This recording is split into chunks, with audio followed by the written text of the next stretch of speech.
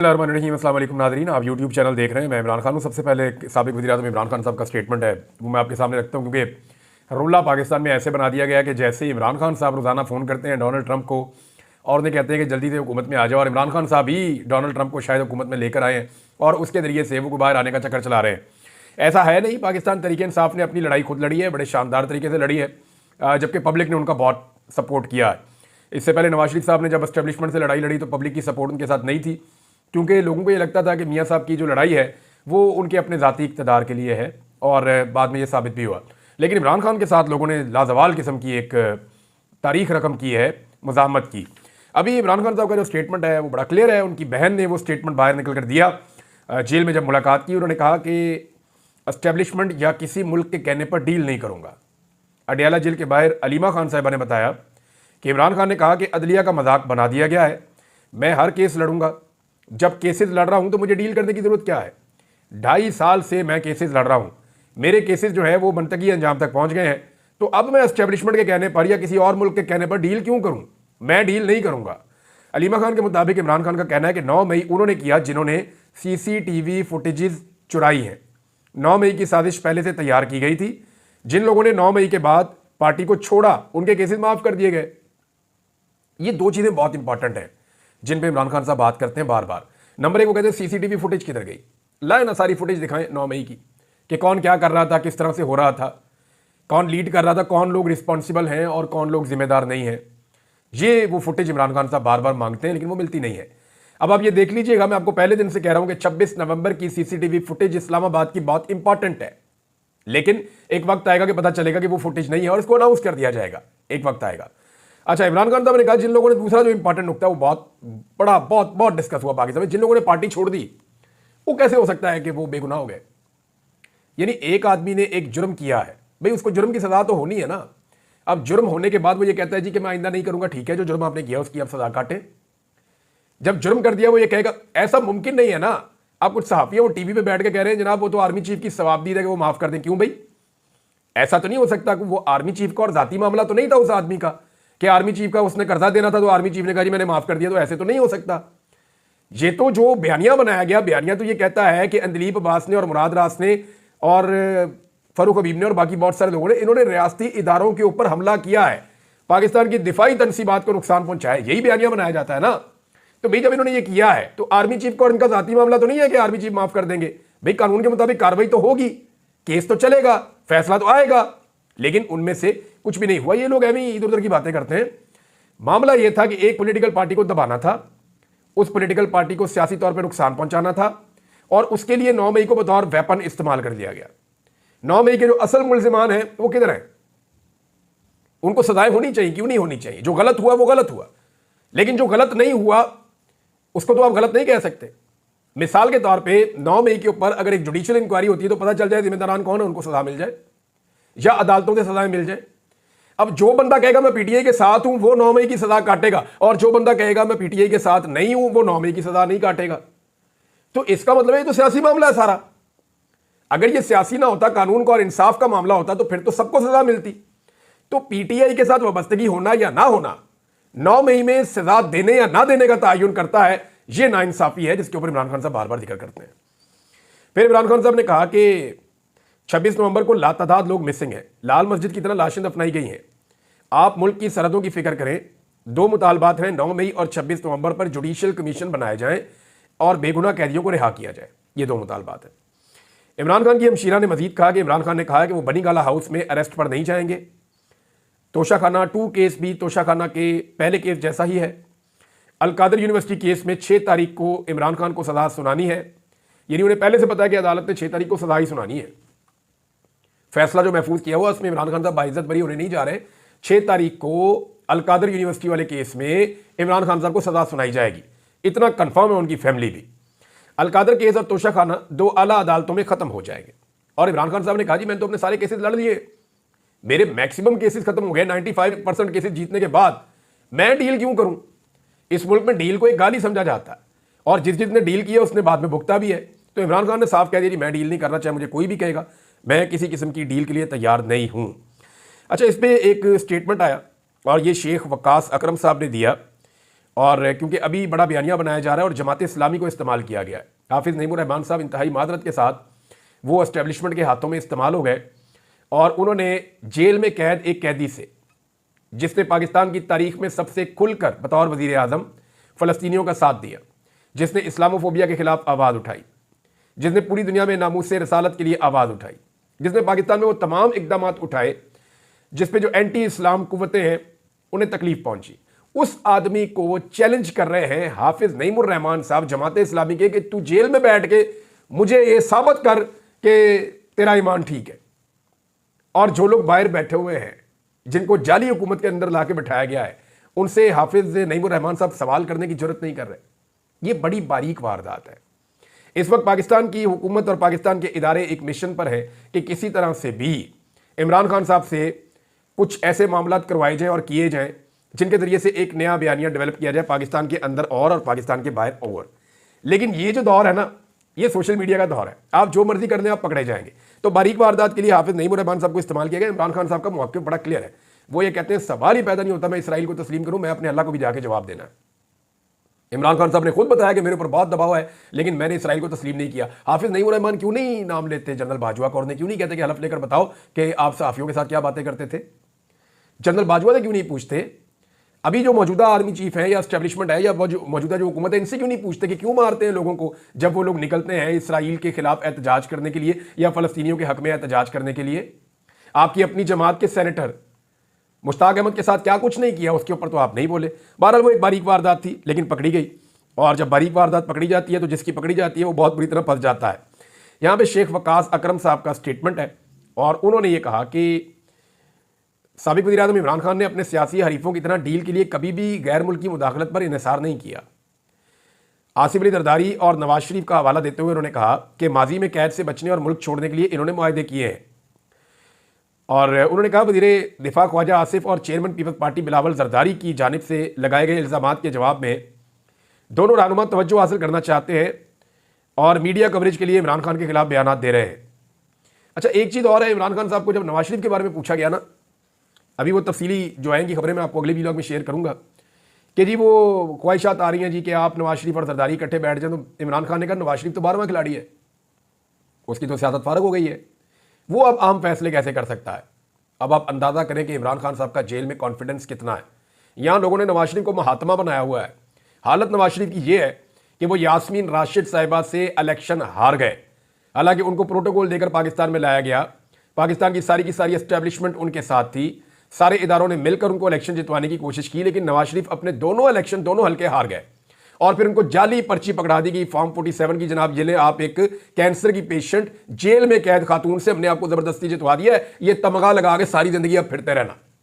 तो 12वां खिलाड़ी भी इमरान खान साहब ने जो है वो बड़ा रियायत कर दी मियां नवाज शरीफ साहब के साथ। वो तो टीम में ही सिलेक्ट नहीं हुए बेचारे, सिलेक्शन के अंदर ही फारिग कर दिया लोगों ने कि जनाब ये तो प्लेयर नहीं है, कबड्डी का प्लेयर है, इसको किधर क्रिकेट के अंदर आप लेकर आ रहे हैं।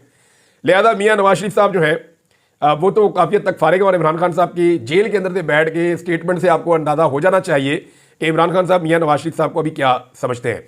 बहरहाल शेख वकास अकरम ने कहा कि ये इमरान खान साहब को कभी कहते हैं ये इसराइल का सासा है, यानी कभी ये कहते हैं कि ये यहूदी एजेंट है, कभी ये कहते हैं जी ये तालिबान का एजेंट है।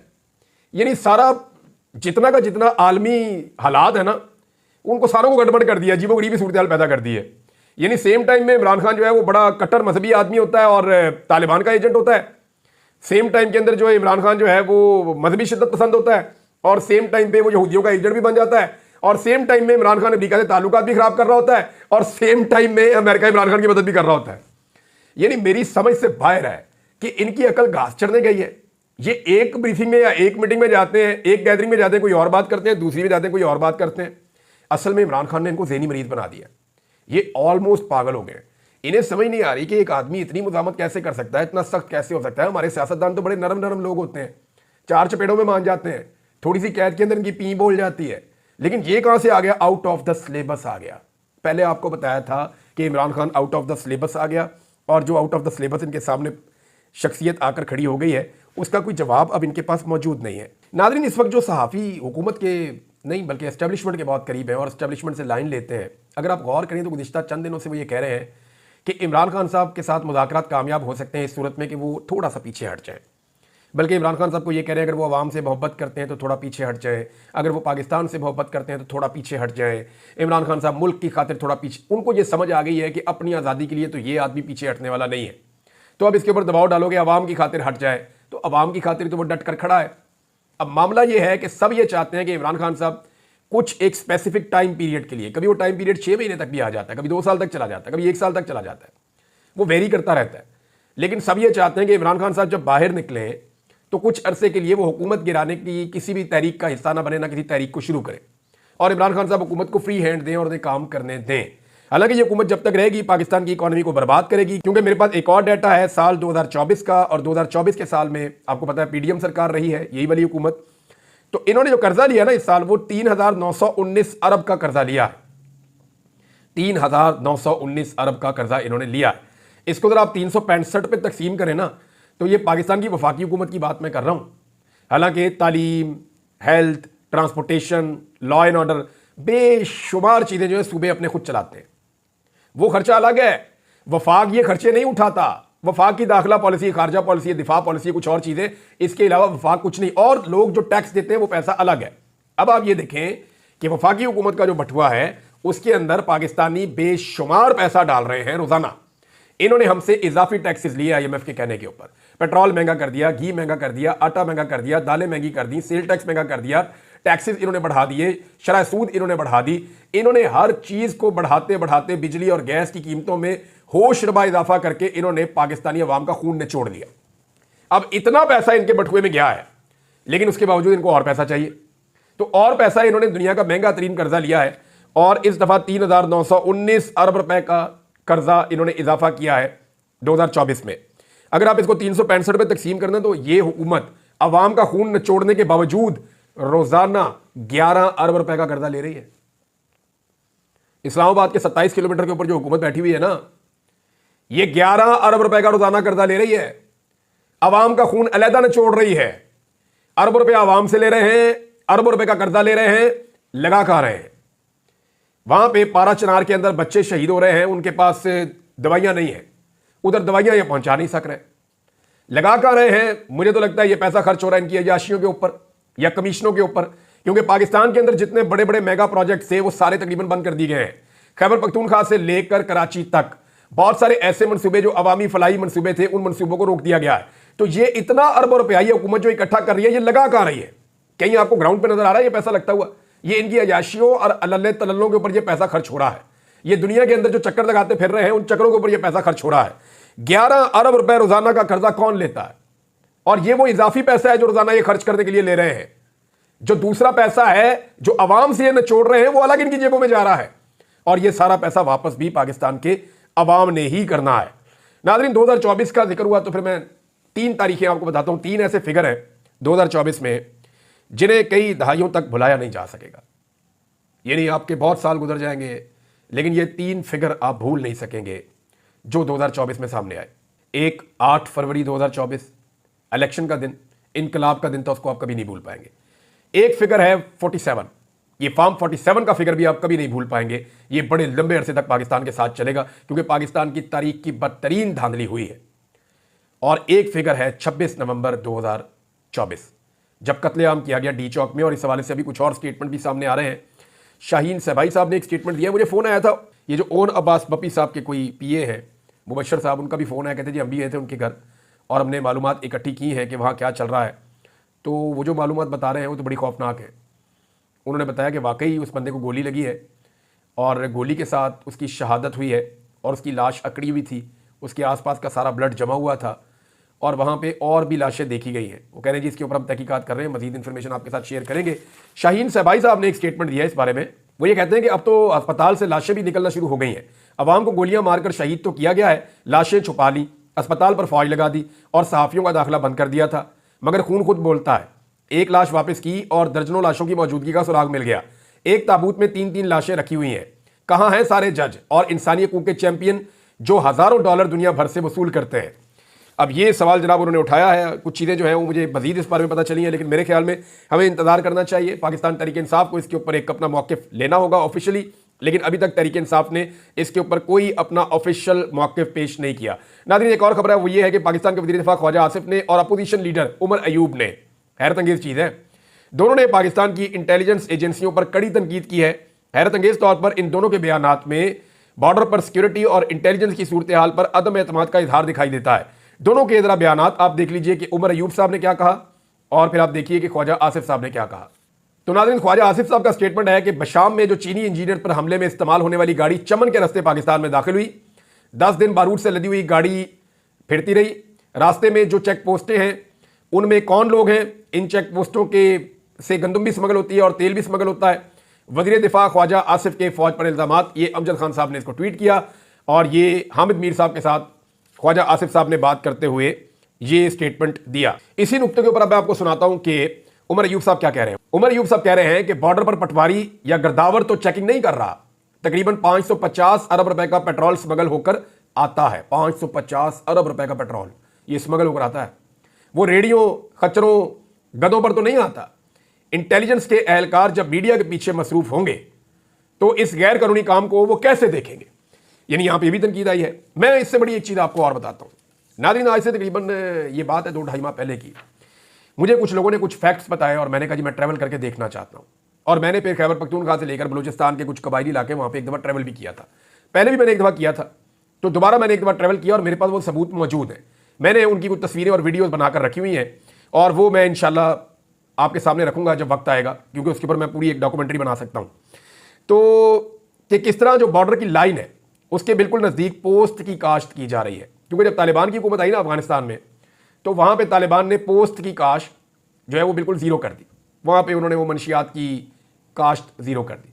तो फिर पाकिस्तान के जो बिल्कुल बेल्ट है बॉर्डर के साथ साथ, जहाँ पे सिक्योरिटी एजेंसियों का और सिक्योरिटी इदारों का पूरा कंट्रोल है, वहाँ पे अब पता नहीं कोई लोकल सेटलमेंट है ये क्या है, वहाँ जगह जगह पे ये खेत लगे हुए हैं और इनके अंदर काश्त हो रही है रोज़ाना। अफगानिस्तान से, क्योंकि एक्सपर्ट लोग अफगानिस्तान में रहते हैं जो इसको कट लगाते हैं पोस्ट को, और इसके अंदर से इसका जो वो इतना सा वो होता है डोडा, उसको वो कट लगाते हैं, उसके अंदर से फिर वो रात भर निकलता है मवाद, सुबह उसको इकट्ठा करते हैं और जिस तरह वो सारी मंशियात बनती है वो एक अलग पूरा प्रोसीजर है।